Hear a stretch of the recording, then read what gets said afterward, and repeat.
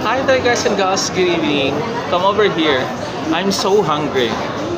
Be the first one to taste, be the first one to bite. Some kind of mouth-watering.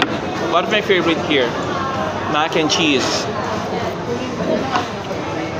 This is good if there's a bacon on top, but since I'm having my abstinence, I can't ask for bacon.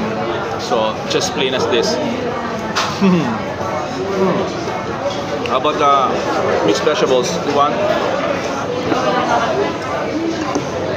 Day 15 of not eating meat. This is supposed to be with, I'm supposed to order of a wrap and roll fish fillet, but they pull it out. No longer available. So I prefer for this one, for this two.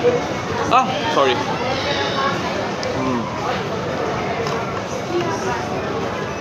Day 15 of not eating meat observance of the coming whole week. Eat like chicken, beef, and pork.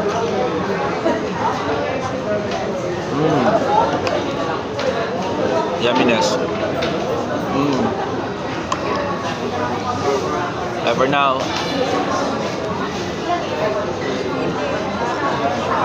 Love it, love it. This is for you.